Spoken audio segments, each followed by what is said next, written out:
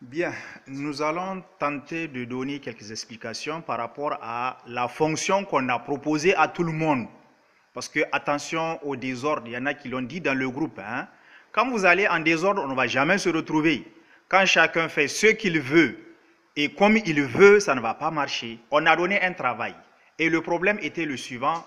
Première partie A, g de x égale à moins x carré plus 1 moins ln de x. Il fallait étudier les variations de G, donner le tableau de variation de G et déduire le signe de G. J'ai fait une première vidéo dans laquelle j'ai donné l'explication. Donc, ici, la conclusion était que sur 0, 1, G de x est supérieur à 0. Regardez bien, ce n'est pas le signe, on a dit, de la dérivée qu'il faut regarder. Oui, la dérivée est négative, la fonction décroît.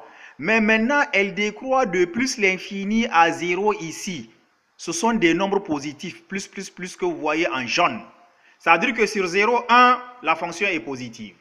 Ensuite, les signes moins, ça veut dire quoi? Elle décroît de 0 à moins l'infini. Donc ici, ça veut dire que la fonction est négative. Sur 1 plus l'infini, la fonction g est négative. Et en 1, la fonction s'annule. C'était ça la conclusion. Donc, il fallait savoir que sur 0, 1, g de x est supérieur à 0. De 1 à plus l'infini, g de x est inférieur à 0. Et en 1, g de 1 égale à 0. Bien, la fonction principale, c'est f de x égale moins 1 demi de x plus 3 plus ln de x sur 2x. Son domaine de définition, 0 ouvert plus l'infini. Les limites aux bornes ne posent pas tellement de difficultés. Limite en 0 plus moins l'infini, limite en plus l'infini moins l'infini. La dérivée, si vous ne vous trompez pas, elle est sous la forme g de x sur 2x carré. Donc ça veut dire que la dérivée a le signe de g de x qui est en haut. Alors, où est-ce que notre dérivée s'annule? C'est là où g s'annule. Où est-ce que g s'annule? C'est en 1. Et on a le point oméga de coordonnées 1, 5 demi. Où est-ce que f' de x est inférieur à 0? C'est là où g de x est inférieur à 0. Et où est-ce que g de x est inférieur à 0? C'est dans l'intervalle 1 plus l'infini, la fonction g décroît.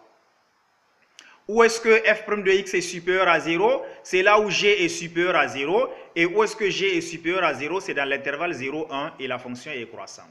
Voilà pourquoi notre tableau de variation de f est le suivant. X varie de 0 à plus l'infini en passant par 1. La dérivée a le signe plus 0 et moins. On double le trait en 0.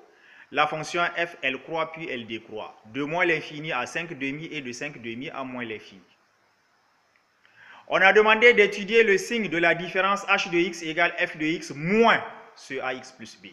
La différence, la voici. Quel est son signe? Vous faites ce petit tableau de signes. Et vous constatez que dans 0, 1, la différence est négative et ça veut dire que la courbe de f est en bas de delta. Et dans 1 plus l'infini, la différence est positive, ça veut dire que la courbe de f est en haut. Maintenant, là où beaucoup n'ont pas pu répondre, m le point d'abscisse x de la courbe, n le point d'abscisse x de delta. Et le point de la courbe, ses coordonnées, c'est x et f de x, voilà. Le point de delta, ses coordonnées, c'est x et le y. Quelle est la distance mn? C'est la norme du vecteur mn. Et la norme du vecteur mn, c'est quoi? C'est cette expression-là. C'est cette différence-là. Ou bien tout simplement la différence entre les ordonnées en valeur absolue. Et quelle est la limite? Quand tu calcules la limite en plus l'infini, ça donne une forme indéterminée. Mais il y a une limite remarquable, c'est 1 demi de ln de x sur x, donc ça tend vers 0. Et concrètement, ça veut dire quoi? Ça veut dire que la distance là se réduit. La distance entre m, le point de la